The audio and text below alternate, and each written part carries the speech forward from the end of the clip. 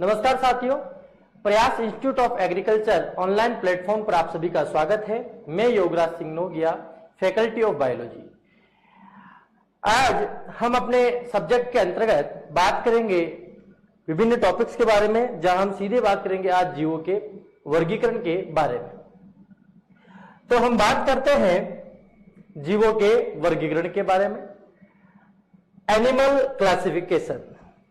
Animal classification के अंतर्गत हम बात करते हैं प्रकृति में विभिन्न प्रकार के जीव जंतु पाए जाते हैं और जीव जंतुओं को उनकी समानता एवं असमानता के आधार पर अलग अलग प्रकार से वर्गीकृत किया गया है। तो आज जंतुओं के वर्गीकरण के अंतर्गत हम जानते हैं कि जीवों का वर्गीकरण किस आधार पर किया गया। सबसे पहले एक वैज्ञानिक आए जिनका नाम था अरस्तु। अरस्तु ने जीवों को रक्त के रंग के आधार पर दो भागों में विभाजित किया, एनाइमा और इनाइमा। एनाइमा का तात्पर्य है ऐसे जंतु जिनमें रक्त का रंग लाल नहीं होता, ऐसे जीवों को एनाइमा कहते हैं, और जिन जीवों में रक्त का रंग लाल होता है उसे इनाइमा के रूप में अरस्तु ने परिभाषित किया। इसी प्रकार हम जानते हैं कि जीवों के वर्गीकरण के अंतर्गत सबसे पहले जो द्विजगत वर्गीकरण प्रणाली है वह कैरोलस लिनेस ने प्रस्तुत की। कैरोलस लिनेस ने अपने द्वारा एक पुस्तक को प्रकाशित किया जिसका नाम है सिस्टेमा नेचुरी।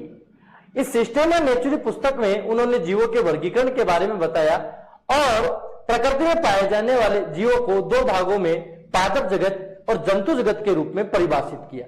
इसलिए हम कह सकते हैं कि वर्गीकरण की जो द्विजगत वर्गीकरण प्रणाली है वह कैरोलस लिनेस ने प्रस्तुत की और जीवों को दो भागों में उन्होंने वर्गीकृत किया, एक पादप जगत प्लांटी और एक जंतु जगत एनिमिलिया। और यह जो तथ्य है वह उन्होंने अपनी पुस्तक सिस्टेमा नेचुरी में प्रकाशित किया। इसी प्रकार आधुनिक वर्गीकरण के जो पिता है वह भी कैरोलस लिनेस को कहा जाता है और हम चर्चा करते हैं। इन्होंने इसके अंतर्गत वर्गीकरण जो टैक्सोनॉमी है उसकी एक परिभाषा को प्रस्तुत किया। वर्गी की टैक्सोनॉमी का तात्पर्य है कि विज्ञान की वह शाखा जिसके अंतर्गत जीवों को उनकी समानता एवं असमानता के आधार पर व्यवस्थित करके उनका नामकरण किया जाता है, इस शाखा को वर्गीकी कहते हैं, टैक्सोनॉमी कहते हैं। तो टैक्सोनॉमी का तात्पर्य है कि जीवों को किस प्रकार से उनकी संरचना के आधार पर, उनके आकार के आधार पर, उनकी कार्य प्रणालियों के आधार पर उसे विभाजित किया गया है और उसका नामकरण किया गया है। इसी शाखा को टैक्सोनॉमी या वर्गीकरण कहते हैं। वर्गीकरण की जो सबसे छोटी इकाई होती है उसे हम कहते हैं जाति। तो स्पीसीज के बारे में बात करते हैं। जैसे जॉनरे ने एक परिभाषा दी जाति की। जाति का तात्पर्य है कि एक समान जीवों का वह समूह जो आकार में एक समान दिखाई दे और परस्पर लैंगिक प्रक्रिया के द्वारा अपने समान नए जीवों का निर्माण करे। जीवों के ऐसे समूह को क्या कहेंगे? हम जाति कहेंगे। अर्थात एक समान जीव वह जीव जो शारीरिक संरचना में भी समान हो और अपने समान संतति उत्पन्न करने के उनमें लैंगिक प्रजनन क्षमता पाई जाए, इस प्रकार के जीवों के समूह को हम क्या कहते हैं? जाति कहते हैं। तो वर्गीकरण की जो सबसे छोटी मूल इकाई होती है वह जाति होती है। इसी प्रकार जाति के वर्गीकरण का एक पदानुक्रम है और क्लासिफिकेशन के अंतर्गत हम बात करते हैं कि वर्गीकरण का पद अनुक्रम सबसे पहले जगत, संघ, वर्ग, गण, कुल, वंश और जाति को रिप्रेजेंट करता है। और जैसे हम बात कर पाए कि इस वर्गीकरण में सबसे छोटी इकाई क्या है? जाति है। तो चर्चा करते हैं इसके अंतर्गत वर्गीकरण की कौन कौन सी प्रणालियां हैं जिसके अंतर्गत जीवों को वर्गीकृत किया गया है। सबसे पहले हमने बात की द्विजगत वर्गीकरण प्रणाली की। जैसा कि हम जान पाए द्विजगत वर्गीकरण प्रणाली कैरोलस लिनेस ने प्रस्तुत की और उन्होंने जीवों को दो भागों में विभाजित किया, एक पादप जगत प्लांटी में और एक जंतु जगत एनिमिलिया में। पादप जगत जिसमें वनस्पतियों का अध्ययन किया जाता है और एनिमिलिया के अंतर्गत संपूर्ण जो जंतु जातियां हैं उनको रखा गया है। तो द्विजगत वर्गीकरण प्रणाली कैरोलस लिनेस ने प्रस्तुत की और इसे दो भागों में विभाजित किया गया, प्लांटी और एनिमिलिया। इसके पश्चात जब ये पता किया गया कि कुछ ऐसे एक कोशिकीय जीव भी होते हैं जिनमें भी प्रकाश संश्लेषण की क्षमता पाई जाती है, लेकिन वह जंतु स्वभाव के होते हैं। उसी के अतिरिक्त एक अगला और वर्ग बनाया गया जिसे प्रोटिस्टा कहा गया, और इसी के अंतर्गत पुनः 3 जगत वर्गीकरण प्रणाली, 3 डोमेन जो प्रणाली सिस्टम है उसे प्रारंभ किया गया, और 3 जगत वर्गीकरण प्रणाली हैकल नामक वैज्ञानिक ने प्रस्तुत किया। हैकल ने कुछ जीव प्रोटिस्टा को रखा। प्रोटिस्टा ऐसे कोषीय जीव थे जिनमें क्लोरोफिल की उपस्थिति पाई गई, और वह स्वयं प्रकाश संश्लेषण क्रिया करके अपने भोजन का निर्माण स्वयं करता है। तो इसके अंतर्गत जैसे युग्लिना है वो प्रोटिस्टा में ही आता है। और हम बात कर पाते हैं 3 जगत वर्गीकरण प्रणाली में हैकल ने 3 भागों में से विभाजित किया, प्लांटी, एनिमिलिया और प्रोटिस्टा। इसके पश्चात एक वर्गीकरण प्रणाली और आई जिसे हम कहते हैं 4 जगत वर्गीकरण प्रणाली। 4 जगत वर्गीकरण प्रणाली, इसके अंतर्गत हमने कहा सूक्ष्म एक कोशिकीय जीवों को रखा गया, जिसमें जीवाणु आते हैं, प्रोकैरियोटिक जीव आते हैं, उन्हें रखा गया। और इसी आधार पर 4 जगत प्रणाली का जो निर्माण है वह कॉपलैंड वैज्ञानिक के द्वारा दिया गया। तो कॉपलैंड ने 4 जगत वर्गीकरण प्रणाली दी और उसे जीवों को 4 भागों में विभाजित किया, प्लांटी, एनिमिलिया, प्रोटिस्टा और मोनेरा। लेकिन इन वर्गीकरण प्रणालियों के पश्चात भी इसमें कुछ कमियां पाई गई, और कमियां होने पर एक नई वर्गीकरण प्रणाली को प्रस्तुत किया गया जिसे पंच जगत वर्गीकरण प्रणाली कहा जाता है। तो सबसे जीवों के वर्गीकरण के लिए सबसे सर्वमान्य जो वर्गीकरण प्रणाली है उसे कहते हैं 5 जगत वर्गीकरण प्रणाली।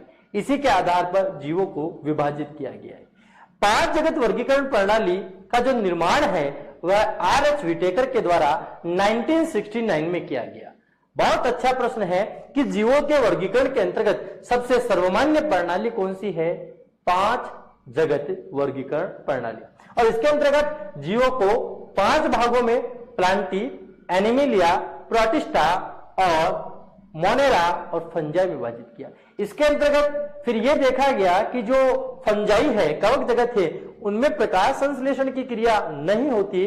और इसके अतिरिक्त हम बात करते हैं कवकों की कोशिका भित्ति। कवकों की कोशिका भित्ति काइटिन से निर्मित होती है, जबकि पादपों की कोशिका भित्ति सेल्यूलोज से निर्मित होती है। इसी आधार पर इस फंजाई कवक जगत को पादप जगत से अलग कर दिया गया और एक अलग वर्ग बना दिया गया, फंजाई। इसी आधार पर 5 जगत वर्गीकरण प्रणाली का निर्माण हुआ। और 5 जगत वर्गीकरण प्रणाली में जीवों की कोशिका के आधार पर, जीव किस आधार के कोशिकीय स्तर के हैं, जीवद्रीय बूंद के आधार के हैं, उत्तक स्तर के आधार के हैं, इस आधार पर। इसके अलावा जनन के आधार पर, पोषण को ग्रहण करने के आधार पर, इसी आधार पर इस 5 जगत वर्गीकरण प्रणाली को रखा गया। तो हम बात करेंगे वर्गीकरण के अंतर्गत जीवों के वर्गीकरण के बाद हम बात करते हैं द्विनाम पद्धति के बारे में। द्विनाम जो पद्धति है वह कैरोलस लिनियस ने प्रस्तुत की।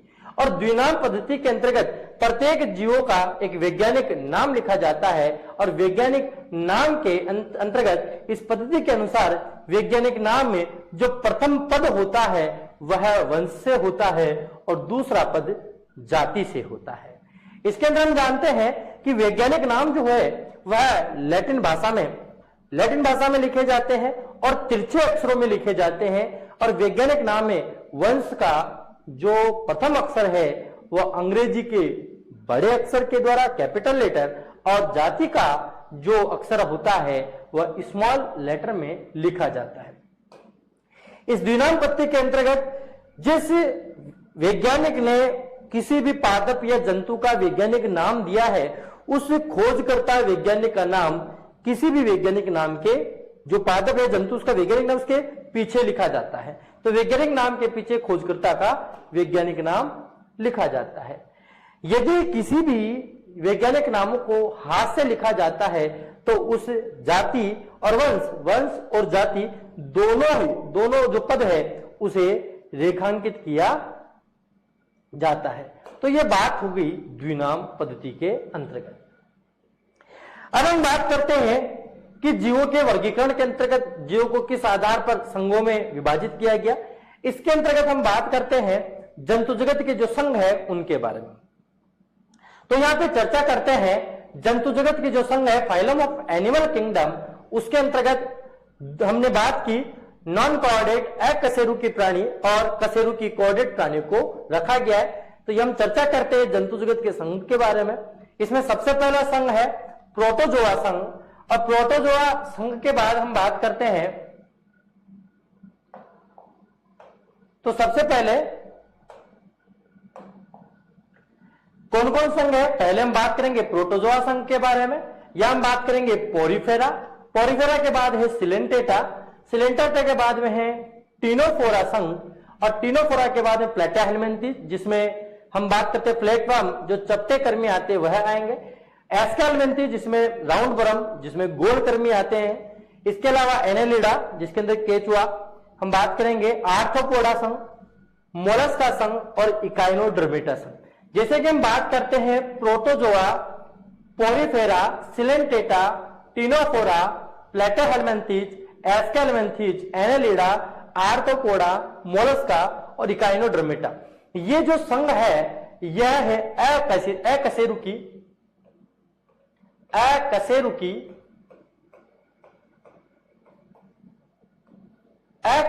जीव, नॉन कोऑर्डिनेट जीव। और हम बात करते हैं यहां पर कोऑर्डिनेटा, कशेरुकी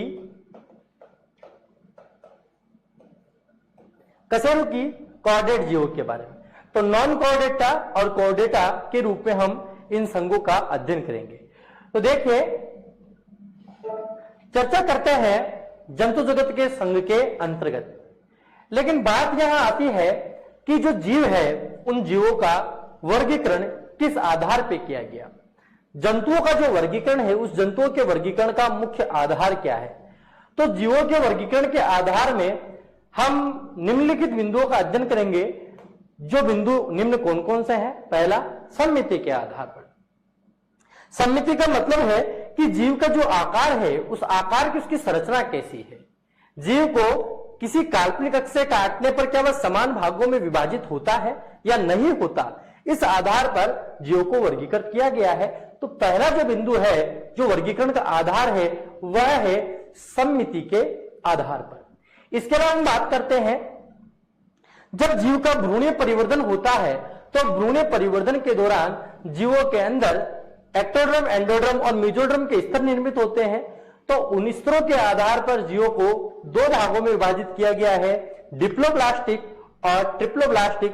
तो दूसरा जो बिंदु हम अध्ययन करेंगे वह है द्विकोरकी और त्रिकोरकी स्तर के आधार पर। नेक्स्ट है देवगुआ सिलोम के आधार पर, खंडी भवन के आधार पर, प्रोटोस्टोमिया और ड्यूटेरोस्टोमिया के आधार पर, और संगठन स्तर के आधार पर कि जीव किस कोटि का है, जीव द्रव्य बूंद कोटि के आधार पर है, या कोशिकीय स्तर का है, या उत्तक स्तर का है, या अंग स्तर का है, या अंग तंत्र स्तर का है। तो यहां पर जीवों के वर्गीकरण का जो आधार है, बहुत ही अच्छा प्रश्न यहां से पुटअप किया गया था कि जीवों के वर्गीकरण का आधार क्या है। तो हम कह सकते हैं सम्मिति के आधार पर, द्विकोरकी व त्रिकोरकी के आधार पर, देवगुआ या सिलोम के आधार पर, खंडीभवन के आधार पर, प्रोटोस्टोमिया और ड्यूटेरोस्टोमिया के आधार पर, और संगठन स्तर के आधार पर। तो चर्चा करते हैं हम इनमें से प्रत्येक बिंदु के बारे में। सबसे पहले हमने बात की सम्मिति के आधार पर कि जीव है उसकी सिमेट्री कैसी है, उसे किस अक्ष से, किसी काल्पनिक से काटने पर वो किस प्रकार विभाजित दिखाई देता है। तो यह हम बात करते हैं सम्मिति के आधार पर। जैसा कि बताया है कि जीवों को किसी भी काल्पनिक रेखा से विभाजित करने की जो क्रिया होती है उसे सम्मिति कहते हैं। कोई भी जीव है, चाहे वह गोलाकार जीव है या कोई छाताकार जीव है या किसी घंटी के आकार के संरचना वाला जीव है, या किसी भी जीव की आकृति किसी भी प्रकार की है, उसे किसी काल्पनिक रेखा से काटने पर वह कितने अक्षों में किस प्रकार समान या असमान रूप से विभाजित होता है, वह उस जीव की सम्मिति कहलाती है। तो बात करते हैं सम्मिति, जीवों को किसी काल्पनिक रेखा से विभाजित करने की क्रिया को सम्मिति कहते हैं। सम्मिति के आधार पर जीवों को तीन भागों में विभाजित किया गया है। पहले जीव है जिन्हें हम कहते हैं असम्मित जीव, एसिमेट्रियल ऑर्गेनिज्म। असम्मित जीव का मतलब है कि ऐसे जीव जिनको किसी भी अक्ष से काटने पर उसे समान भागों में विभाजित नहीं किया जा सकता, ऐसे जीवों को हम असम्मित जीव कहते हैं। और असमित जीवों में जो एग्जाम्पल आते हैं वह आते हैं अमीबा और माइकोप्लाज्मा के बारे में बात करते हैं या वयस्क स्पंज की बात करते हैं।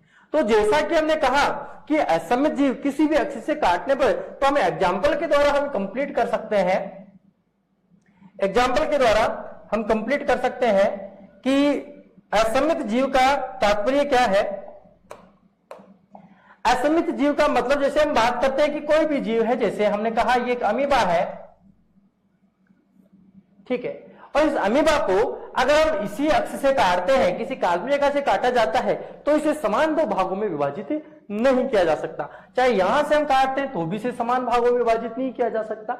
तो कोई भी जीव है, उस जीव को अगर किसी काल्पनिक रेखा से काटने पर वह समान रेखा में विभाजित नहीं किया जा सके, समान भागों में विभाजित नहीं किया जा सके, तो इस प्रकार की समिति को है हम असमिति कहते हैं या असमित जीव कहते हैं। अच्छा, एक बात यह है कि रीजन क्या है कि ऐसे जीव को असमित जीव कहते हैं। कारण यह है कि ऐसे जो जीव है जैसे अमीबा है, तो अमीबा में कोशिका भित्ति नहीं पाई जाती, या हम ये कह सकते हैं कि इन जीवों के अंदर जो जीवद्रीय कला है या ये एक कोशिकीय जीव होते हैं, या इन जीवों के अंतर्गत अपने आकार में परिवर्तन करने की क्षमता पाई जाती है, इसलिए अमीबा एक असमित जीव है। लेकिन किसी जीवों का आकार ऐसा होता है कि उसे किसी भी अक्ष में काटा जाए उसे समान भागों में विभाजित नहीं किया जा सकता, तो इस प्रकार की समिति असमिति जीव कहलाती है। तो इसमें हमने एग्जाम्पल बताया अमीबा, माइकोप्लाज्मा और वयस्क स्पंज। वयस्क स्पंजों में भी असमिति पाई जाती है। इसके बाद में हम चर्चा करते हैं नेक्स्ट, जिसमें हमने बात की आर्य समिति के बारे में। देखिए आप कंप्लीट कर सकते हैं हम, जैसे हमने बात की, यहां पे बात बताई गई है एक असमित, जैसे हमने बात की, और अब हम बात करेंगे रेडियल सिमेट्री के बारे में और बायलैटरल सिमेट्री के बारे में। तो यहां पर हम जैसे चर्चा करते हैं कि रेडियल सिमेट्री किसे कहेंगे, जो जीव आर्य समिति को उसमें हम रिप्रेजेंट करेंगे। ये समिति कौन सी है, आर्य समिति। आर्य समिति का तात्पर्य क्या है कि ऐसे जीव जिनकी आकृति गोलाकार हो या जिनकी आकृति छाते के समान हो या जिन जीवों की आकृति घंटे के समान हो, ऐसे जीव जिनकी आकृति गोलाकार, छाते के समान या घंटी के समान होती है, ऐसे जीवों को किसी काल्पनिक रेखा के द्वारा अगर काल्पनिक रेखा को इनके केंद्रीय अक्ष से गुजारा जाता है, जैसे हमने कहा इस केंद्रीय अक्ष से गुजारा जाता है, तो ये समान दो भागों में विभाजित हो जाता है। चाहे आप हम यहां से हम इस केंद्रीय अक्ष से इस रेखा को गुजारते हैं, तो कोई भी काल्पनिक रेखा अगर इसके केंद्रीय अक्ष से गुजारी जाती है तो जीव समान दो भागों में विभाजित हो जाता है। इस प्रकार की समिति को हम आर्य समिति कहते हैं। और इसी प्रकार अगर हम बायलैटरल सिमेट्री की बात करते हैं तो इसे हम कहते हैं द्विपार्श्व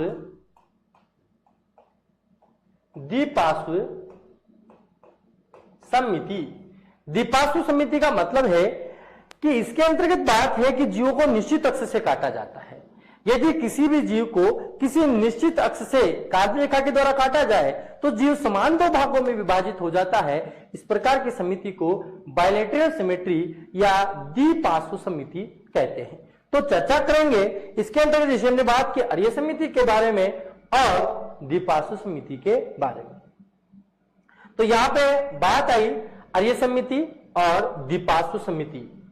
डेफिनेशन क्या होगी कि इस समिति में जीव को केंद्रीय अक्ष से किसी काल्पनिक रेखा से काटने पर समान दो भागों में विभाजित किया जा सकता है। इस प्रकार की समिति को आर्य समिति कहते हैं। और इसके अंतर्गत आता है सिलेंटेटा, टीनोपोरा संघ के प्राणी और वयस्क जो तारा मछली है या इकाइनोड्रमेटा जो संघ है उसमें जो स्टारफिश होती है वयस्क, उसमें आर्य समिति पाई जाती है। बहुत ही अच्छे यहां से क्वेश्चन पुटअप किया जाता है कि वयस्क तारा मछली में किस प्रकार की समिति पाई जाती है, तो इन जीवों में क्या पाई जाती है, आर्य समिति पाई जाती है। जबकि अगर हम बात करते हैं कि जो लार्वा स्टारफिश होती है उसमें किस प्रकार की समिति पाई जाती है, तो लार्वा स्टारफिश में हमने कहा द्विपार्श्व समिति पाई जाती है। तो हमने क्या कहा, लार्वा स्टारफिश में तो कौन सी द्विपार्श्व समिति, लेकिन जो स्टारफिश है जो गायनोडर्मेटा संघ में आती है उस वयस्क तारा मछली में हमने कहा अरीय समिति पाई जाती है। तो हम बात कर सकते हैं अरीय समिति के बारे में। इसके बाद बात आती है द्विपार्श्व समिति के बारे में। इस समिति में जीव को जब किसी निश्चित अक्ष से काटा जाता है तो उसे समान दो भागों में विभाजित किया जा सकता है और इस प्रकार की समिति को हम द्विपार्श्व बायलैटरल सिमेट्री कहते हैं। और इसमें एग्जांपल हमने कहा प्लैटिहेल्मिन्थस जिसके अंतर्गत हमने कहा चपटे कर्मी है, एस्केल्मिन्थस राउंड वर्म जो गोल कर्मी है, Annelida, Arthropoda, Mollusca, Echinodermata, Chordata और हेमिकोडेटा जो जीव है वह इसके अंतर्गत आते हैं। तो चर्चा की हमने समिति के बारे में। इसके बाद हम बात करते हैं द्विकोरकी एवं त्रिकोरकी के बारे में। द्विकोरकी का तात्पर्य क्या है? द्विकोरकी जैसे हम बात करते हैं द्विकोरकी और त्रिकोरकी, जीवों के भ्रूण परिवर्तन के दौरान एक्टोडर्म एवं एंडोडर्म स्तर से निर्मित जीवों को द्विकोरकी कहते हैं। जैसे कि हमने कहा जीवों के भ्रूण परिवर्तन के दौरान एक्टोडर्म व एंडोडर्म स्तर से एंडोडर्म स्तर निर्मित, क्योंकि जीवों के अंतर्गत हमने कहा 3 स्तरों का निर्माण होता है जब भ्रूण का परिवर्तन होता है, जिसके अंदर हमने कहा एक्टोडर्म, एंडोडर्म और मेसोडर्म स्तर बनते हैं। इसी आधार पर यदि भ्रूण के परिवर्तन के दौरान केवल 2 ही स्तरों का निर्माण हो तो उसे द्विकोरकी कहते हैं, और अगर 3 स्तर एक्टोडर्म, एंडोडर्म और मेसोडर्म तीनों स्तर पाए जाते हैं तो इस प्रकार के जीवों को हम क्या कहते हैं? त्रिकोरकी। तो द्विकोरकी जो है उसके अंतर्गत एग्जाम्पल आता है पोरीफेरा और सिलेंटेटा और टिनोफोरा संघ। ठीक है, तो जैसे कि हमने कहा अगर हम बात करते हैं कि भ्रूण के परिवर्तन के दौरान किस प्रकार से 3 स्तरों का निर्माण होता है, तो 3 स्तरों की हम जब चर्चा करते हैं इसके अंतर्गत कैसे 3 स्तरों का निर्माण होगा, तो मैं सीधा आपको बता देता हूं कि जब हमने कहा कि कोई अंडा है या ओवम है, अंडाणु है और एक शुक्राणु है, ठीक है, और अंडाणु और शुक्राणु में जब फर्टिलाइजेशन की क्रिया होती है तो फर्टिलाइजेशन की क्रिया के फलस्वरूप एक युग्मनज का निर्माण होता है। ये द्विगुणित क्या बनता है? जाइगोट बनता है। ये क्या है? युग्मनज है। और इस युग्मनज में जब विदलन की क्रिया होती है, जब इस युग्मनज में विदलन क्लीवेज क्रिया होती है जिसके अंदर हमने कहा माइटोसिस डिवीजन होता है, तो इस विदलन की क्रिया के फलस्वरूप यह एकल कोशिकीय द्विगुणित जो युग्मनज होता है यह 1 से 2 कोशिका में, 2 से 4 कोशिका में, 4 से 8 कोशिका में और 8 से 16 कोशिकीय संरचना का निर्माण करता है। तो जैसे हम बात करते हैं यहाँ एग्जांपल ले रहे हैं मानव का, तो यहाँ पर जो 16 कोशिकीय संरचना बनेगी उस संरचना को हम क्या कहेंगे? उसे हम तूतक बोलेंगे या उसे क्या कहेंगे? मोरुला बोलेंगे। और मोरुला के बाद में एक संरचना बनती है जो 32 से 64 कोशिकीय होती है। उस संरचना को जो 32 से 64 कोशिकीय होती है उस संरचना को हम क्या बोलते हैं? ब्लास्टुला कहते हैं। क्या कहते हैं? ब्लास्टुला। इस ब्लास्टुला के बाद में अगली संरचना बनती है। इस ब्लास्टुला के बाद जो संरचना बनती है उस ब्लास्टुला के बाद बनने वाली संरचना को हम क्या कहते हैं? उस ब्लास्टुला के बाद बनने वाली जो संरचना होती है उस संरचना में हमने कहा एक संरचना बनती है जिसे गैस्टुला कहते हैं। क्या कहेंगे हम इसको? इसको हमने क्या कहा? गैस्टुला। तो गैस्टुला संरचना का निर्माण होता है। इस गैस्टुला या कंदुक भवन अवस्था के अंदर 3 जन स्तर बनते हैं। सबसे बाहर के जो स्तर बनता है उसे हम क्या कहते हैं? उसे हम एक्टोडर्म कहते हैं। क्या कहेंगे उसको? एक्टोडर्म कहते हैं। ठीक है, एक्टोडर्म कहते हैं। इसके अंदर वाला जो स्तर होता है उसे हम कहते हैं मीजोड्रम मध्य जन स्तर, और अंदर वाला जो होता है उसको हम कहते हैं एंडोड्रम। तो ये भ्रूण का जो विकास हो रहा है उसमें 3 जन स्तर एक्टोड्रम, मीजोड्रम और एंडोड्रम 3 जन स्तर बनते हैं और इन्हीं जनन स्तरों के द्वारा जीव का निर्माण होता है। जैसा कि हम बात कर पाते हैं कि यह जन स्तर किस प्रकार से होते हैं। तीनों जन स्तर जीव की आकार की का निर्माण करते हैं। जीव की आकार की के अंतर्गत जैसे हम बात कर पाते हैं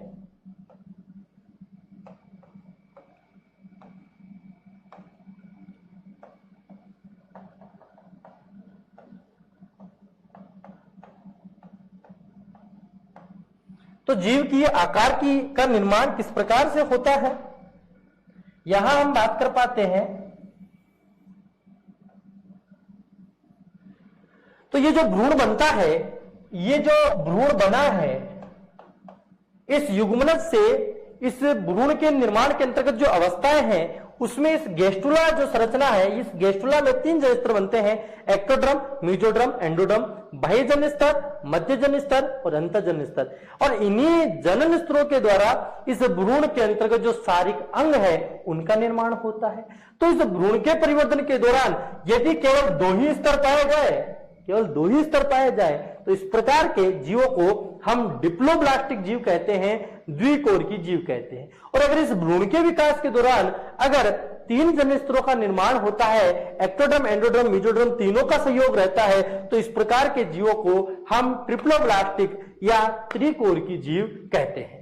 तो बात हुई यहां पर किसके बारे में, द्विकोरकी और त्रिकोरकी जीवों के बारे में। तो डेफिनेशन जैसे हम बात कर पाते हैं कि ऐसे जीव जिनमें भ्रूण परिवर्तन के दौरान 3 जन स्तर एक्टोड्रम, एंडोड्रम और मेसोड्रम सहायक होते हैं, इस प्रकार के जीव को त्रिकोरकी या ट्रिप्लोब्लास्टिक जीव कहते हैं। और ट्रिप्लोब्लास्टिक के अंतर्गत हमने कहा कि इसमें जो एग्जाम्पल आते हैं वह आते हैं Platyhelminthes, Aschelminthes, Annelida, Arthropoda, Mollusca, Echinodermata, Chordata और हेमिकॉर्डेटा। तो चर्चा कर रहे हैं हम बहुत अच्छी, आप सभी इसको नोट करते रहिए और इसका स्क्रीनशॉट लेते रहिए। Platyhelminthes, Aschelminthes, Annelida, Arthropoda, Mollusca, Echinodermata, Chordata और हेमिकॉर्डेटा संघ के जीवों में त्रिकोरकी व ट्रिप्लोब्लास्टिक जीव होते हैं। चलिए इसके बाद जो अगला आधार होता है जीवों के वर्गीकरण का, वह है सिलोम देह गुहा के आधार पर। सिलोम क्या है इसे हम डायग्राम के माध्यम से भी जानेंगे, लेकिन हम बात करते हैं सिलोम देह गुहा किसे कहते हैं। देह भित्ति व आहार नाल के मध्य पाए जाने वाली गुहा को देह गुहा या सिलोम कहते हैं। सिलोम जो है जीवों में जो देह गुहा होती है वह 3 प्रकार की होती है। 3 प्रकार की कौन कौन सी, एक हमने कहा अगुह्य एसिलोमेट, एक्टोड्रम, एंडोड्रम के मध्य मीसोगिलिया बढ़ जाने के कारण देह गुहा अनुपस्थित होती है, जिन्हें अगुह्य एसिलोमेट जीव कहते हैं। दूसरा हमने कहा अगुह्य में, जैसे हमने कहा कि सिलेंटेटा, टीरोफोरा, प्लैटाहेलमिन्थेस, क्योंकि यह जो जीव है, यहां हम बात करते हैं, यह जो अपने जो जीव है जिनमें प्रोटोजोआ पोरिफेरा है, इन जीवों के अंदर वो जीवद्री बूंद के आधार के होते, तो उनमें तो जो है देह गुहा उपस्थित ही नहीं होती। लेकिन हम बात करते हैं जो उत्तक स्तर या हमने कहा कोशिकीय स्तर, उत्तक स्तर के जीव होते हैं, उनमें भी यह देह गुहा नहीं पाई जाती है। तो प्रश्न जब पूछा जाए कि एसिलोमेट या अगुह्य संघ के अंतर्गत कौन आता है, प्रोटोजोआ पोरिफेरा, सिलेंटेटा, टीनोफोरा और प्लैटाहेलमिन्थेस संघ के जीव होते हैं, उनमें सिलोम देह गुहा नहीं पाई जाती है। तो हम डायग्राम के माध्यम से भी इसे कंप्लीट करेंगे। अगुह्य, अब बात करते हैं कि यह होता कैसे है। जैसे हमने कहा इसकी डेफिनेशन तो हमने कंप्लीट कर ली कि किस प्रकार की यह जीव संरचनाएं पाई जाती है। तो हम चर्चा करते हैं इनके बारे में कि किस किस प्रकार की यह संरचना पाई जाती है। तो सबसे पहले हम बात करते हैं सिलोम के बारे में, जहां हम बात करें सिलोम, जिसे हमने कहा देह गुहा।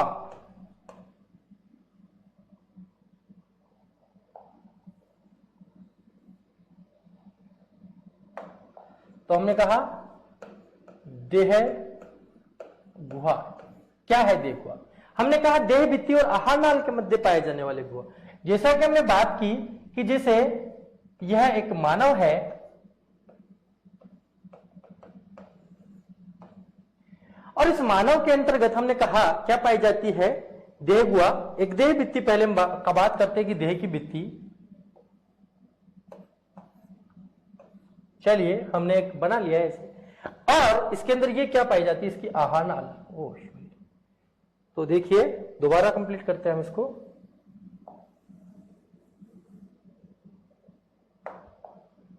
ये हमने कहा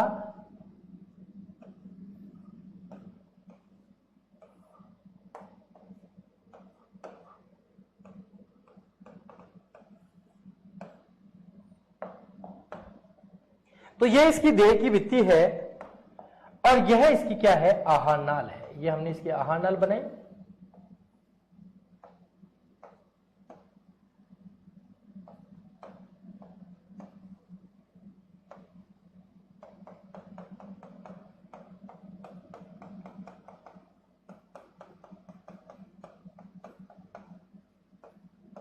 चलिए, तो हमने कहा कि जो ये जीव है, इस जीव की यह क्या है, देह भित्ति है। ये क्या है, इसकी देह भित्ति है, देह भित्ति है, बॉडी वाल है, ठीक है। और यह इसकी क्या है, एलिमेंट्री कैनाल, आहार नाल है। यह है आहार नाल। तो इस देह भित्ति और आहार नाल के बीच में जो ये रिक्त स्थान है, इसी रिक्त स्थान को क्या कहा जाता है, देह गुहा कहा जाता है। और इसमें पाए जाने वाले द्रव को सिलोमेट्रिक फ्लूइड या देह गुहीय द्रव कहा जाता है। तो हमने कहा कि ये जो देह गुहा है, इस देह गुहा के अंदर, इस बॉडी कैविटी के अंदर ही हमारे शरीर के जितने भी अंग होते हैं, चाहे वह हार्ट हो, चाहे हम किडनी की बात करते, कोई भी जो संरचनाएं हैं, अंग ऑर्गन है, वह इसमें पाए जाते हैं। तो इस देह गुहा के बारे में हम बात कर पाते हैं, जैसे आप डायग्राम के द्वारा समझ पा रहे हैं कि इस देह गुहा के आधार पर जीवों को 3 भागों में विभाजित किया है कि 3 जो भाग है वो कौन कौन से हैं। एक तो हमने कहा देह गुहा, क्या देह गुहा 3 प्रकार की होती है।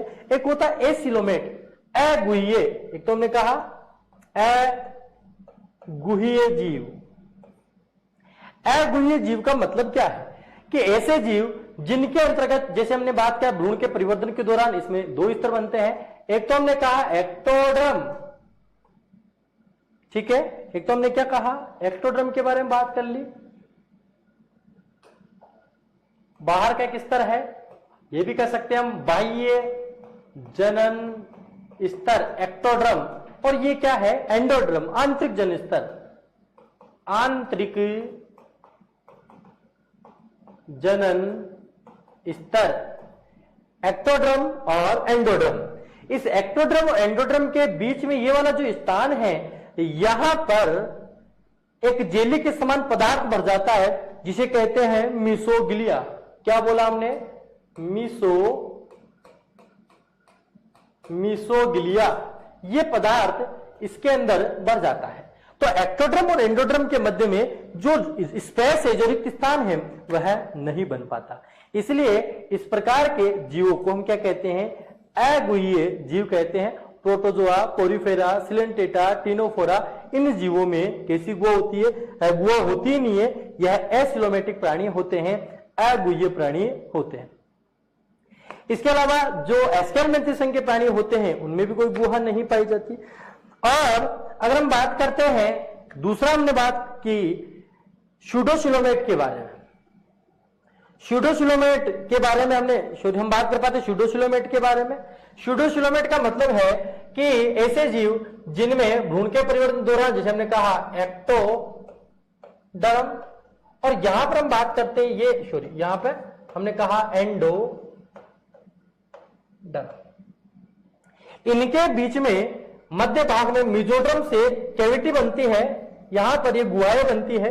तो इनमें पूर्ण रूप से गुहाओं का निर्माण ना होकर एक पैकेट के रूप में गुहा का निर्माण होता है, ठीक है। ये तो इस प्रकार की गुहा को हम क्या कहते हैं, झूठी गुहा, या हमने कहा कूट गुहा या स्यूडोसिलोमेट जीव कहते हैं। और ये जो पाया जाता है, ये एस्केलमेंथी संघ के जीवों में पाया जाता है। इसके बाद हमने बात की सिलोमेट प्राणियों की या त्रगुहीय प्राणियों की। तो इसको हमने कहा कूट गुहा,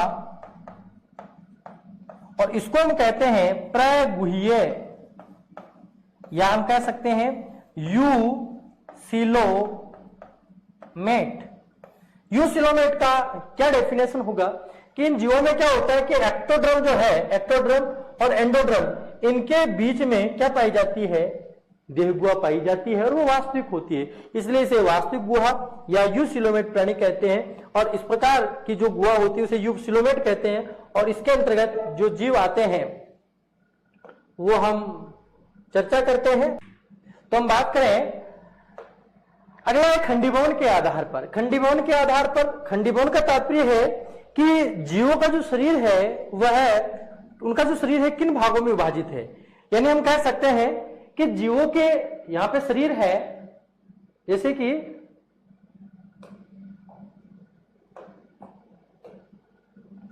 शरीर, जीवों के शरीर का विभाजन खंडीभवन कहलाता है और ये 3 प्रकार का होता है। पहला हम जैसे बात कर पाते हैं अखंडीभवन।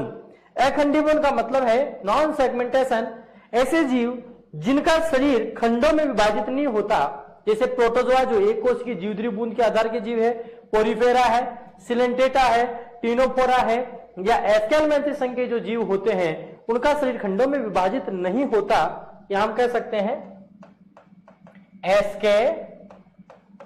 एस्केलमेंथिस। तो प्रोटोजोआ, पोरीफेरा, सिलेंटेटा, टीनोफोरा और एस्केलमेंथिस संघ के जो जीव होते हैं उनका शरीर खंडों में विभाजित नहीं होता, वह नॉन सेगमेंटेशन जीव होते हैं। इसके अलावा एक होता है कूट खंडीभवन। कूट खंडीभवन का मतलब है कि ऐसे जीव जिनके बाह्य रूप से तो शरीर खंडों में विभाजित दिखाई देता है लेकिन आंतरिक रूप से वह विभाजित नहीं होता, जैसे चपटेकर्मी में हम बात करते हैं।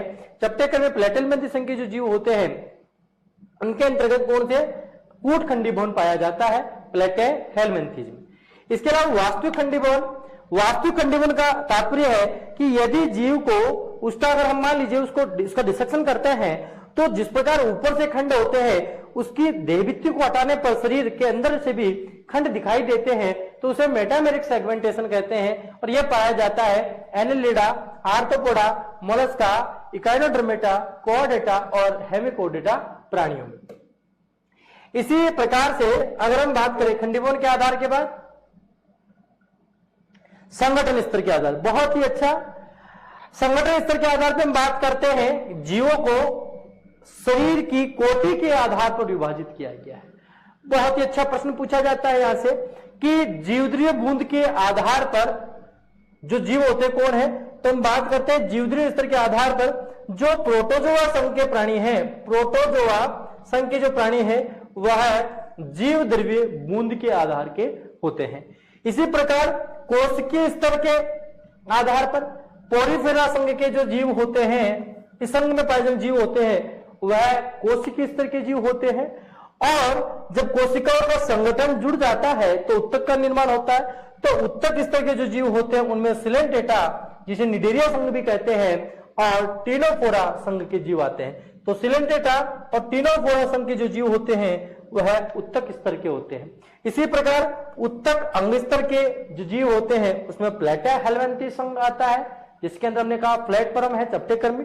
और इसके बाद में हम बात करते हैं अंगतंत्र स्तर के, तो एनालिडा, आर्थ्रोपोडा, मोलस्का, इकाइनोडर्मेटा, कोऑडेटा और हेमिकोडेटा संघ के जो प्राणी होते हैं वह अंग तंत्र स्तर के आधार के जीव होते हैं। प्रश्न पूछ लिया जाए कि निम्न में से अंग तंत्र स्तर के जीव नहीं है, तो जैसे एग्जाम्पल दे दिया गया option A Annelida, arthropoda, Mollusca और दे दिया गया प्रोटोजोआ, तो आंसर क्या होगा प्रोटोजोआ, क्योंकि प्रोटोजोआ संघ के जीव किस आधार के हैं, जीवद्रव्य बूंद के आधार पे है। और पूछा क्या गया है अंग तंत्र स्तर के आधार के जीव नहीं है, तो एनालिडा, आर्थ्रोपोडा, मोलस्का ये अंग तंत्र स्तर के जीव है, जबकि प्रोटोजोआ संघ के आधार का जीव नहीं है, जीवद्रव्य स्तर आधार के जीव होते हैं।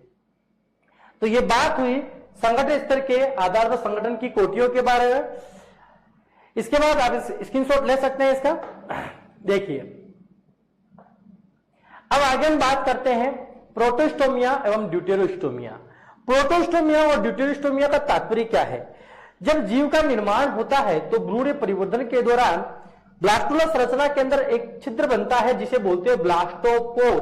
ब्लास्टोपोर जिसे कह सकते हैं हम कोरक छिद्र, और ब्लास्टोपोर या कोरक छिद्र के द्वारा जीव के मुख का या गुदा का निर्माण होता है। तो इसी आधार पर मुख व गुदा की उत्पत्ति के आधार पर मुख व गुदा की उत्पत्ति ब्लास्टोपोर, कोरक छिद्र के द्वारा मुख व गुदा की उत्पत्ति के आधार पर जीवों को दो भागों में बांटा गया है, एक प्रोटोस्टोमिएट जंतु और एक ड्यूटेरोस्टोमिएट जंतु। तो प्रोटोस्टोमिएट जंतु किसे कहते हैं? ऐसे जीव जिनमें ब्लास्टोपोर या कोरक छिद्र के द्वारा मुख का निर्माण पहले होता है, ऐसे जीवों को हम क्या कहते हैं?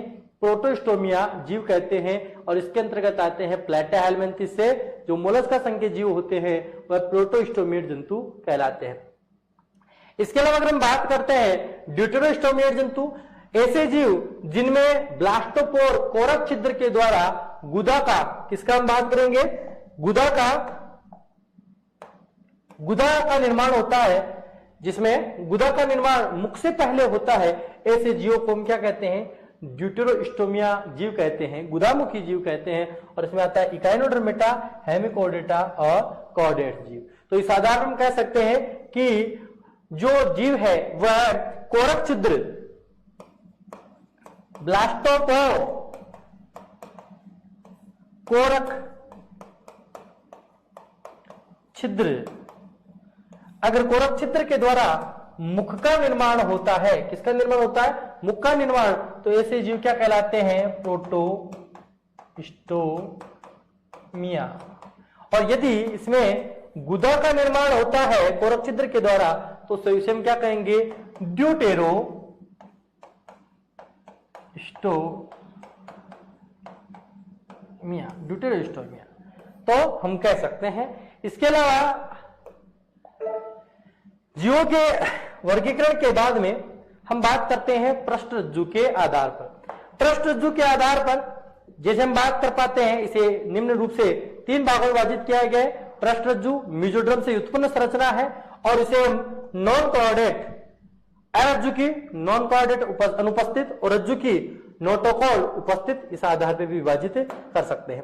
परिसंचरण के आधार पर भी जीवों को वर्गीकृत किया गया है।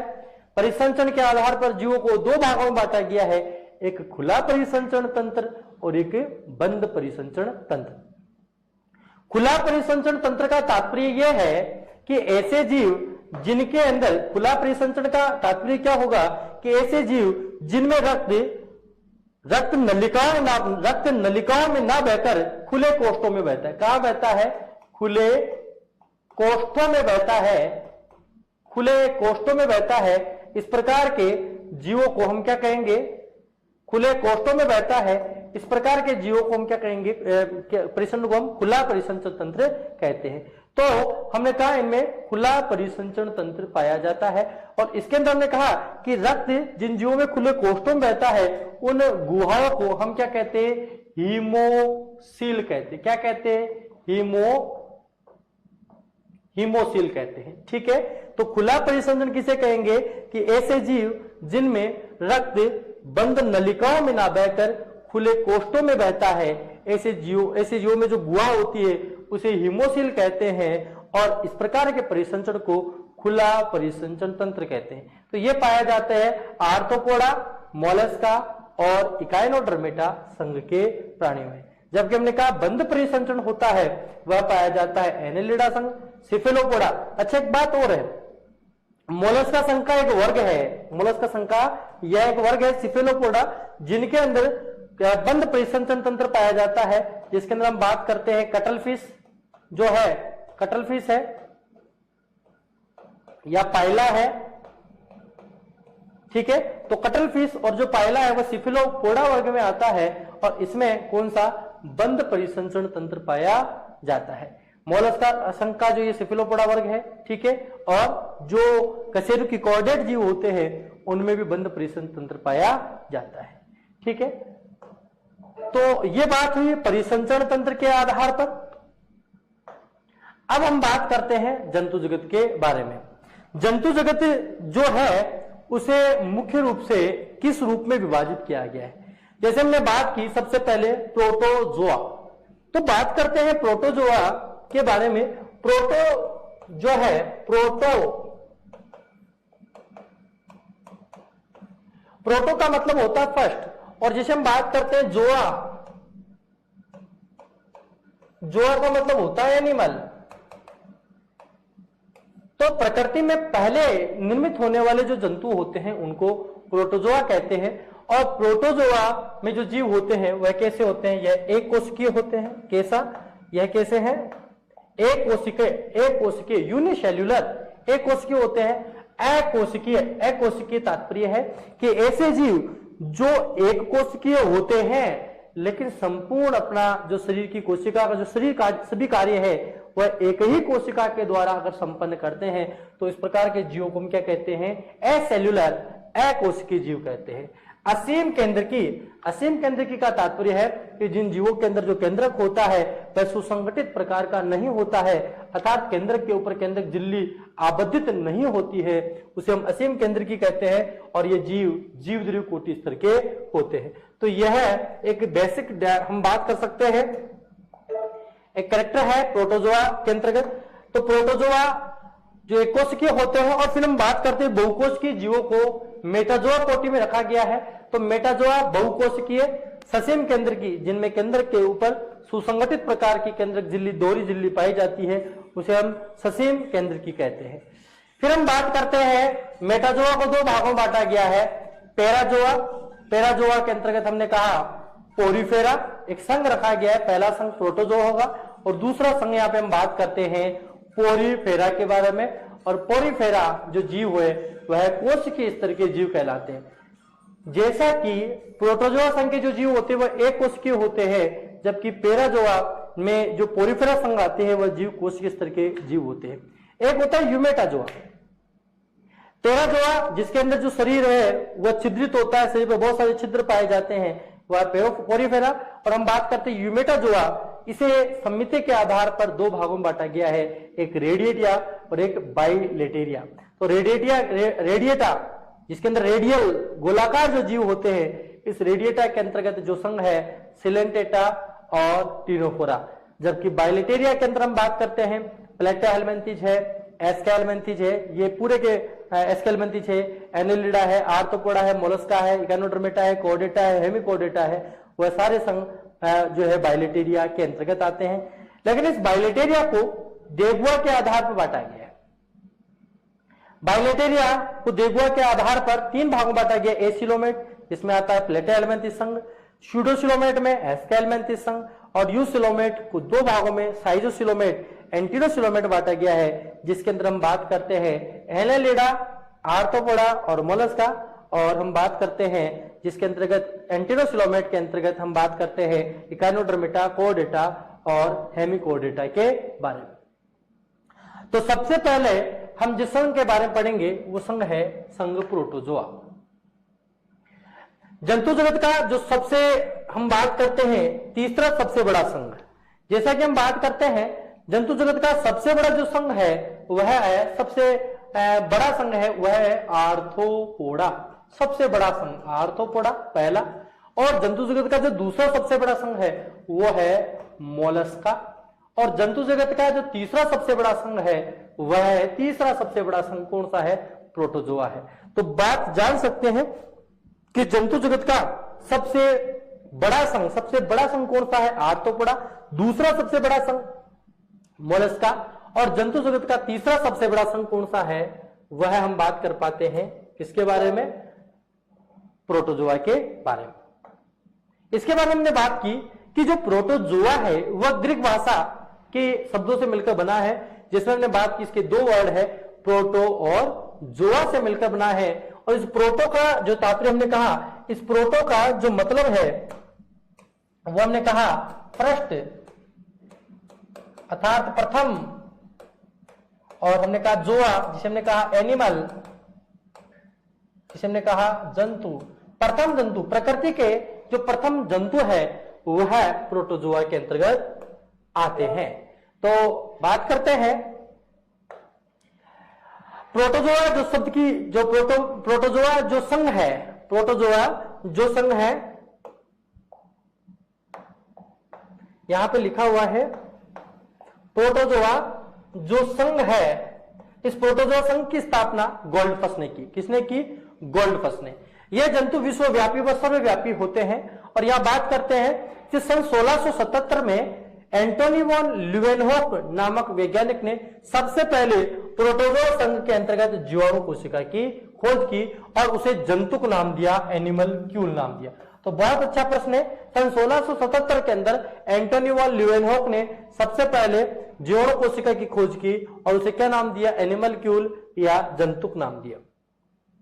प्रोटोजोआ संघ की जो प्राणी है वह एक कोशिकीय होते, कैसे है, यूनिसेल्युलर है, ठीक है, लेकिन यह एक ही कोशिका के द्वारा शरीर का संपूर्ण कार्य संपन्न करते हैं, बहुकोशिकीय जीवों के समान कार्य करते हैं, अतः इसे एक कोशिकीय अतिरिक्त अकोशिक भी कहा जाता है। तो अकोशिक का मतलब एसेल्युलर का तात्पर्य क्या होता है कि ऐसे एक कोशिकीय जीव, ऐसे एक कोशिकीय जीव जो बहुकोशिकीय जीवों के समान शरीर का संपूर्ण कार्य, अपना कार्य एक ही कोशिका में संपन्न करते हैं, ऐसे जीवों को एसेल्युलर अकोशिक भी कहते हैं। अच्छा, प्रोटोजोआ संघ के जो जीव होते हैं वह जीवद्रीय स्तर के आधार के जीवद्रीय कोटि के जीव होते हैं, पानी की बूंद के समान होते हैं और इनमें कुछ केंद्र के द्विरूपता प्रदर्शित करते हैं, जैसा पैरामीशियम। पैरामीशियम में केंद्रकों की संख्या 2 हो सकती है, इसलिए केंद्रीय द्विरूपता को प्रदर्शित करते हैं। इस संघ के जीवों में आर्य समिति पाई जाती है, द्विपार्श्व समिति भी पाई जाती है, लेकिन इनमें अपवाद स्वरूप जो अमीबा होता है उसमें असमिति पाई जाती है। तो अमीबा में असमिति पाई जाती है। श्वसन, उत्सर्जन और पोषण, जैसा कि हम बात कर पाए कि इनका जो शरीर है वह कैसा होता है, एक ही कोशिकीय होता है, और हमने कहा कि ये बहुकोशिकीय जीवों के समान अपने शरीर के संपूर्ण कार्य को संपन्न करते हैं। होते एक कोशिकीय है लेकिन बहुकोशिकीय जीवों के समान कार्य करते हैं। तो अपनी इस एक ही कोशिका के द्वारा यह इसकी एक कोशिकीय जो शरीर है, जीवद्रीय कला है, उससे श्वसन, उत्सर्जन, पोषण, ये सभी क्रियाएं कोश की सतह के द्वारा किस विधि के द्वारा, विसरण क्रिया विधि के द्वारा संपन्न करते हैं। इस संघ के जीवों में प्रोटीन का एक पतला आवरण पाया जाता है, ठीक है। हमने कहा प्रोटोजोआ संघ के जो जीव होते हैं उनकी जीवद्रीय कला, यानी हम जीवद्रीय कला होती है या उनके जीवों के शरीर पर एक प्रोटीन का पतला आवरण पाया जाता है और उस प्रोटीन के पतले आवरण को क्या कहा जाता है, पेलिकल कहा जाता है। तो पेलिकल कहते हैं इस संघ के जीवों में, प्रोटोजोआ संघ के ऊपर प्रोटीन का एक लेयर पाया जाता है, इसको हम क्या कहते हैं, पेलिकल कहते हैं। प्रोटोजोआ संघ के प्राणी पोषण के आधार पर कैसे होते हैं, प्राणी संभोजी, प्राणी संभोजी, या हम कह सकते हैं प्राणी जीवों का भक्षण भी कर सकते हैं, मर्तोपजीवी, मर्तकामी पदार्थों को भी ग्रहण करते हैं, और परजीवी पैरासाइट अर्थात दूसरे जीवों से भी अपना पोषण प्राप्त कर सकते हैं। परजीवी के रूप में एक दूसरे पर आश्रित रहकर भी अपना जीवन यापन कर सकते हैं। तो यह हम बात कर पाते हैं प्रोटोजोआ संघ के प्राणियों के बारे में। प्रोटोजोआ संघ के जो जीव होते हैं उसे गमन के आधार पर बांटा गया है। गमन के लिए गमनांक कौन कौन से हैं, जैसे हमने कहा कि उंगली नुमा जो है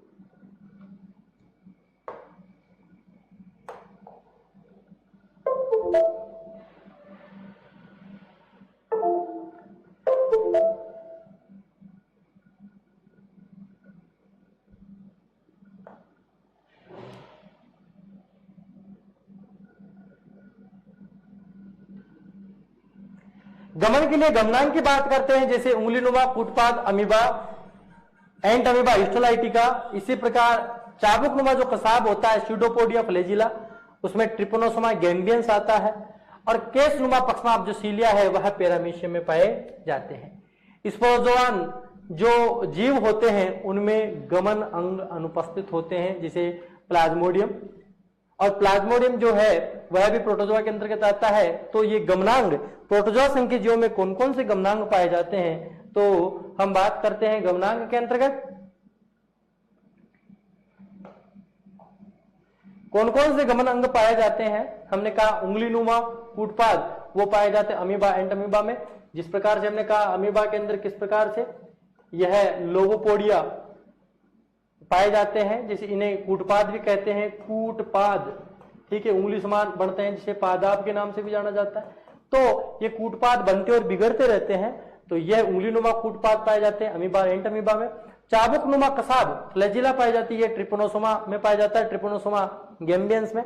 इसके अलावा केसनुमा पक्षमाब, छोटे छोटे सीलिया जो पक्षमाब होते हैं वह पैरामीशियम में पाए जाते हैं, पैरामीशियम आप स्ट्रक्चर जानते हैं। और छोटे छोटे छोटे छोटे क्या पाए जाते हैं, इस प्रकार के पक्षमाभ पाए जाते हैं। इसी प्रकार स्पोरोजोआ जो है उनमें गमन अंग अनुपस्थित होते हैं। पूछा जाए कि प्रोटोजोआ का वो कौन सा वर्ग है जिनमें गमन अंग अनुपस्थित होते हैं, कौन सा वर्ग है, तो स्पोरोजोआ होता है। प्रोटोजोआ का जो स्पोरोजोआ वर्ग होता है उसमें गमन अंग उपस्थित नहीं होते। और इसके अंदर जो एग्जाम्पल जैसे हमने कहा प्लाज्मोडियम जो आता है वह स्पोरोजोआ वर्ग में आता है और स्पोरोजोआ में गमन अंग नहीं पाए जाते। पाचन अंतःकोशिकीय होता है जो कि खाद्य रिक्तिका में संपन्न होता है। प्रोटोजोआ शरीर में खाद्य रिक्तिका, जैसे हमने बात की अमीबा के अंदर जब कोई भोज्य ग्रहण किया जाता है तो खाद्य धानी पाई जाती है। इसी खाद्य धानी के अंदर क्या होता है, भोजन का अंतःकोशिकीय क्या होता है, पाचन होता है। प्रोटोजोन शरीर में जल की मात्रा को संकोचनशील धानी द्वारा नियंत्रित करता है। बहुत ही ऑस्मोसिस रेगुलेशन, प्राशन नियमन का कार्य कि प्रोटोजोआ संघ के जीवों में जो जल की मात्रा का नियमन है वह किसके द्वारा होता है, तो संकोचनशील जो धानी होती है उसके द्वारा प्रोटोजोआ जीवों के अंतर्गत क्या होता है, जल का नियमन होता है, प्राशन नियमन की क्रिया होती है, ऑस्मोसिस रेगुलेशन की क्रिया होती है। तो इस क्रिया को हमने क्या कहा, प्राशन नियमन ऑस्मो रेगुलेशन कहते हैं। प्रोटोजोआ संघ के जीवों में जैसे हमने की जनन के बारे में बात, तो अलैंगिक और लैंगिक दोनों प्रकार का जनन पाया जाता है। अलैंगिक जनन के अंतर्गत एक महत्वपूर्ण विधि है जिसे हम कहते हैं द्विविखंडन। और द्विविखंडन की क्रिया के अंदर हमने कहा कि अलैंगिक जनन में सबसे पहले हमने कहा सरल विखंडन। सरल विखंडन जो अमीबा में पाया जाता है। इस क्रिया के अंतर्गत जैसे हमने बात की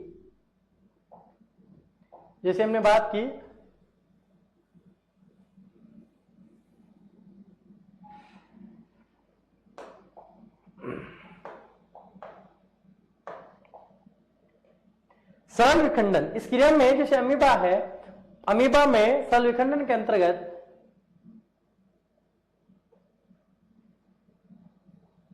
अमीबा का जो केंद्रक होता है या हम कह सकते हैं जो डीएनए होता है, सॉरी जो डीएनए होता है वह कैसा होता है, अपने आकार में वृद्धि करता है और अमीबा के अंदर एक खांच का सा निर्माण हो जाता है और यहां से अमीबा अलग अलग भागों में विभाजित हो जाता है। तो इस प्रकार का विखंडन क्या कहलाता है, सरल विखंडन कहलाता है। अनुप्रस्थ विखंडन, इस क्रिया में जो पैरामीशियम होता है वह अनुप्रस्थ रूप से क्या होता है, विभाजित हो जाता है, जिसमें हमने कहा पैरामीशियम की बात करते हैं। और अनुदैर्घ्य विखंडन होता है वह ट्रिपोनोसोमा में पाया जाता है। बहुविखंडन की क्रिया होती है वह प्लाज्मोडियम में पाई जाती है। बहुत ही अच्छा यहां से प्रश्न पुटअप हो सकता है कि प्रोटोजोआ के किन जीवों के अंतर्गत सरल विखंडन पाया जाता है। अमीबा में पैरामीशियम में कौन सा अलैंगिक जन पाया जाता है, अनुप्रस्थ विखंडन होता है। ट्रिपेनोसोमा के अंदर अनुदैर्घ्य विखंडन होता है और प्लाज्मोडियम के अंदर बहुविखंडन की प्रक्रिया पाई जाती है। लैंगिक जनन की बात करते हैं तो सलन विधि होती है जो प्लाज्मोडियम में होती है और संयुग्मन जिसमें दो पैरामीशियम कोशिकाएं परस्पर जुड़ जाती है वो होती है पैरामीशियम में, जिसमें संयुग्मन की क्रिया संपन्न होती है। तो ये बात हुई लैंगिक जनन के बारे में। अब हम बात करते हैं कुछ जंतुओं में पुटिका बनती है जो कि प्रतिकूल परिस्थितियों में प्रजनन में सहायक होती है। इनकी प्राकृतिक मृत्यु नहीं होती, इसी कारण इन्हें अमर प्राणी कहा जाता है। ये हमने कहा, ये अमीबा के बारे में कहा क्योंकि अमीबा में प्राकृतिक मृत्यु की क्रिया नहीं होती। अमीबा प्रतिकूल परिस्थितियों के अंदर अपने चारों ओर, जैसे हमने कहा अमीबा है, अमीबा जो जीव है उसमें जो क्रोमेटिडिया पाया जाता है, अमीबा का जो गुणसूत्रीय पदार्थ होता है उसे क्रोमेटिडिया कहते हैं। और क्रोमेटिडिया 500 से 600 छोटे छोटे क्रोमेटिन कणों में विभाजित हो जाता है। किसमें विभाजित हो जाता है, क्रोमेटिन कणों में। और ये क्रोमेटिन छोटे छोटे क्रोमेटिन जो होते हैं वह इसमें पाए जाते हैं। ठीक है, जब प्रतिकूल परिस्थिति आती है तो अमीबा में छोटे छोटे क्रोमेटिडिया का निर्माण हो जाता है।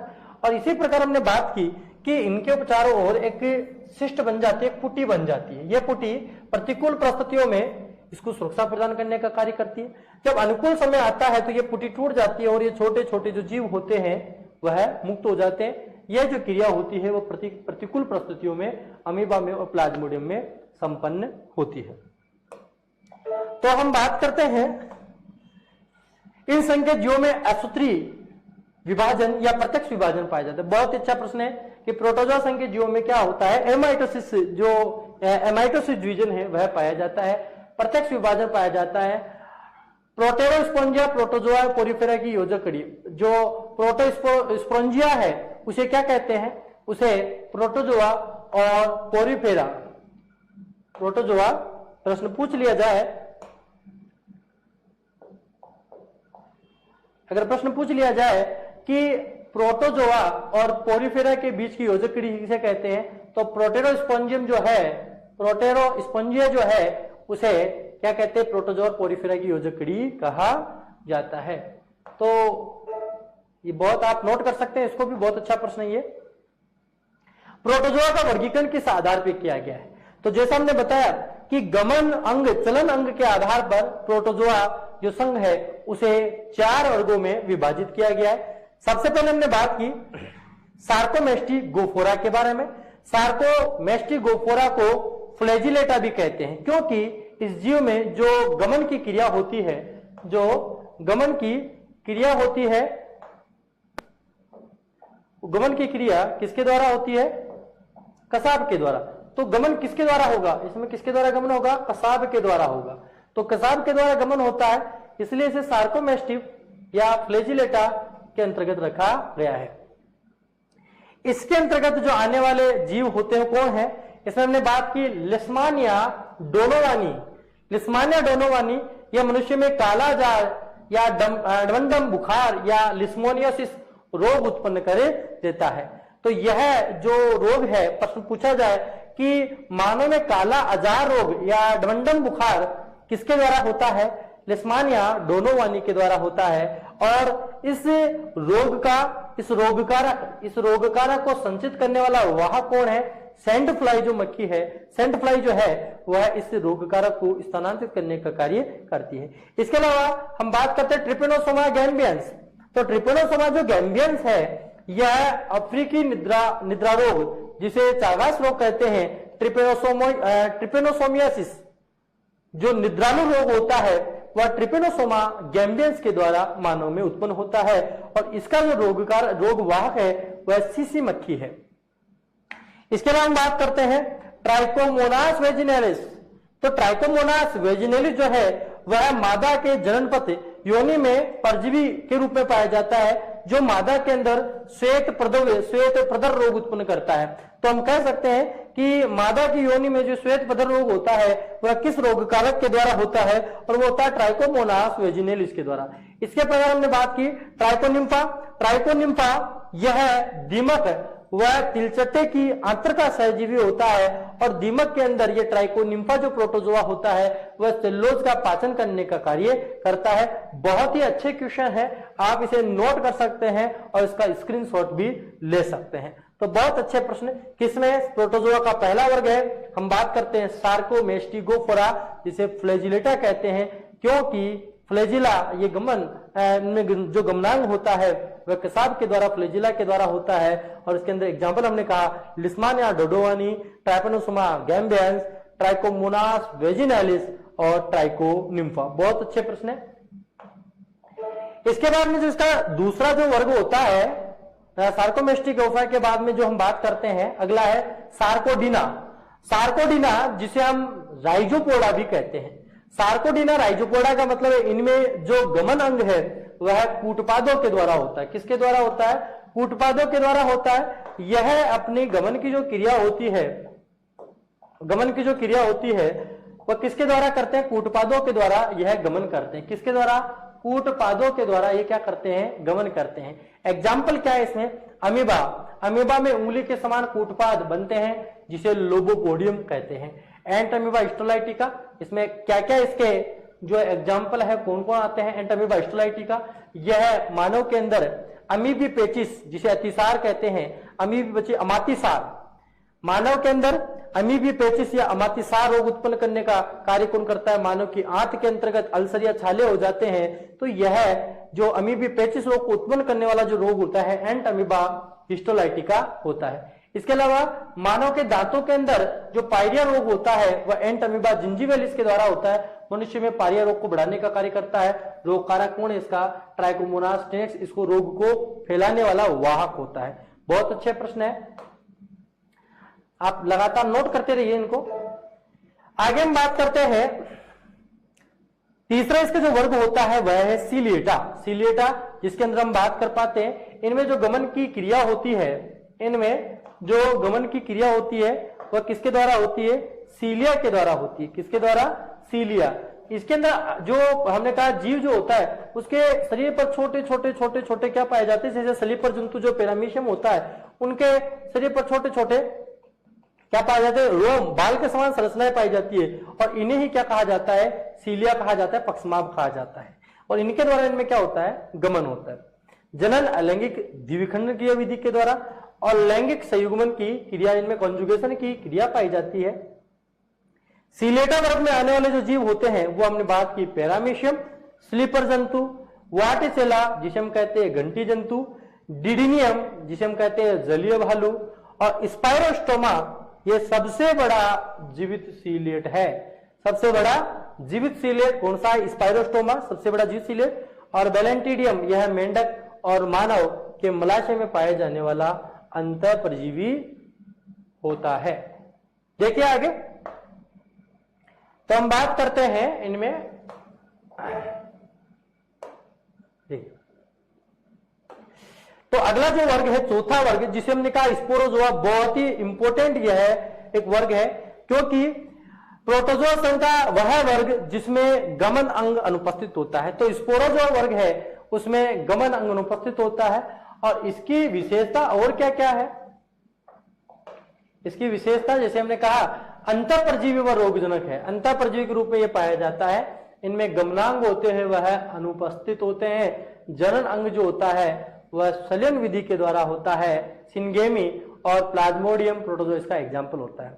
मानव के दांतों में पायरिया रोग को बढ़ाने वाला प्रोटोजोआ एंटमीबा जिंजिवैलिस, मानव में अमीबीपेची अतिसार रोग उत्पन्न करने वाला एंटम हिस्टोलाइटिका, दर्द, सिर दर्द, पीलिया और त्वचा रोग उत्पन्न करने वाला प्रोटोजोआ जिरियाड्रिया, निद्रा या चागास रोग उत्पन्न करने वाला ट्रिपोनोसोमा गैम्बियस और मलेरिया रोग उत्पन्न करने वाला प्रोटोजोआ प्लाज्मोडियम।